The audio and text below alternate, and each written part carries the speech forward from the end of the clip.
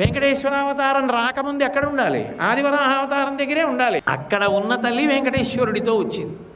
కాబట్టి ఇప్పుడు ఆ వకుళమాత వెంకటేశ్వరావతారానికి వంట చేసి పెట్టి తల్లిగా నిలబడి ఉన్నప్పుడు ఎప్పుడో ఇచ్చిన మాట పూర్తి చేసుకోవాలి. ఇప్పుడు పద్మావతీదేవిగా అమ్మవారు వేదవతి ఆ ఆకాశరాజుకి భూమి దున్నుతున్నప్పుడు లభించింది. ఆకాశరాజు ఎవరు? ఆ మాధవుడు అనబడేటటువంటి వ్యక్తి ఎన్నో తప్పులు చేసి చిట్ట చివర వెంకటాచలానికి వెడితే పాపములన్నీ పోగొట్టుకుంటే బ్రహ్మగారు వచ్చి ఆశీర్వదించాడు. వచ్చే జన్మలో నువ్వు ఆకాశరాజు వై పుడతావు, సుధర్ముడికి కొడుకు అవుతావు, నీకు పద్మావతీదేవి లభిస్తుంది, తండ్రి అవుతావు. ఆ పద్మావతిని వెంకటేశ్వరుడికి ఇచ్చి పరిణయం చేస్తావు, అందువల్ల నువ్వు తరిస్తావని చెప్పాడు. అందుకని ఇప్పుడు మాధవుడికి బ్రహ్మగారు ఇచ్చిన మాట ఉంది, అది నిజం చెయ్యాలి. అందుకని ఇప్పుడు ఆ మాధవుడు ఆకాశరాజుగా వచ్చాడు, సుధర్ముడికి కుమారుడిగా వచ్చాడు.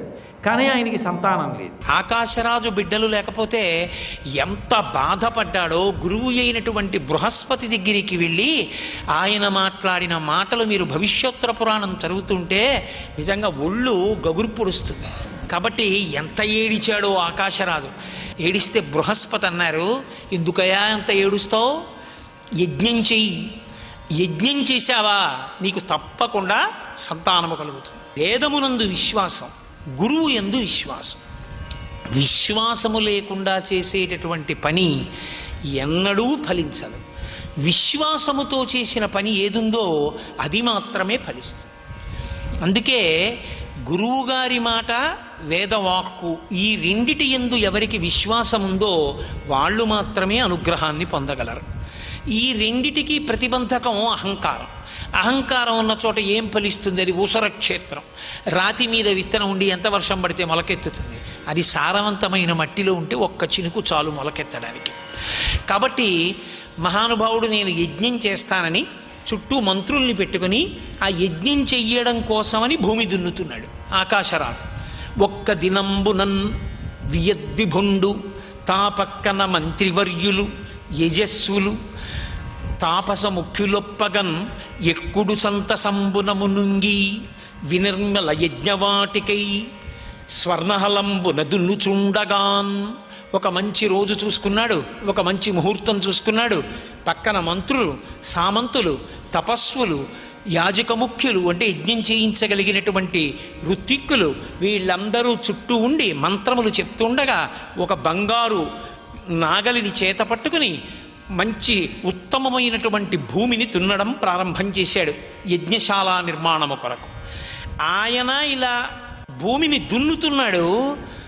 అంతలోనే ఒక గొప్ప సహస్ర రేకులతో, 1000 రేకులతో కూడినటువంటి ఒక గొప్ప పద్మం ఒకటి మందసము ఆయన నాగటి చాలుకి తగిలింది. జనక మహారాజు గారికి జానకిగా ఎలా సీతాదేవి లభ్యమైందో ఉద్ధిత అంటారు మహర్షి. పైకి లేచింది భూమిలోంచి సీతమ్మ. ఇక్కడ స్కంద పురాణంలో ఒక మాట రాశారు.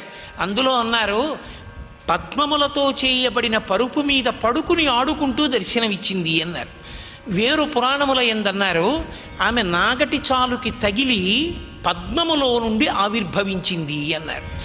కాబట్టి అమలిన కాంతి సంపదల సహస్రపత్రమౌ కమలమకండు కానపడే గ్రక్కునవారలు దాని చూచి ఆ రేకులు విప్పి చూడ సుందర నవ్వుతో కూడిన బాలిక ఒక్కతే జానకి రీతిన నవ్వు ముఖానతోపగన్. ఆ రోజున సీతాదేవి ఎలా దర్శనమిచ్చిందో అలా 1000 రేకుల పద్మంలో సుందరమైనటువంటి ముఖారవిందంతో నవ్వుతూ పడుకుని ఉన్నటువంటి ఒక పిల్ల కనపడింది. పాదాల్లో చూస్తే పద్మరేఖలు, పొట్ట నొక్కి చూశాట్టిలాగా చిన్న పిల్ల అని. ఇలా పొట్ట నొక్కితే బాగా విచ్చుకున్న తామర పువ్వు మీద చెయ్యి పెట్టి నొక్కితే ఎలా ఉంటుందో అలా ఉందిట. పద్మం లాంటి పొట్ట, పద్మం లాంటి చేతులు, పద్మం లాంటి ముఖం, పద్మాల్లాంటి పాదాలు, పాదాల్లో పద్మరేఖలు, హస్తంలో పద్మరేఖలు, ఇవన్నీ చూసి అసలు ఒక పద్మమే పుట్టిందా అన్నట్టుగా ఉంది ఈ పిల్లని పద్మావతి అంటున్నాను అన్నాడు ఆకాశరాజు గారు.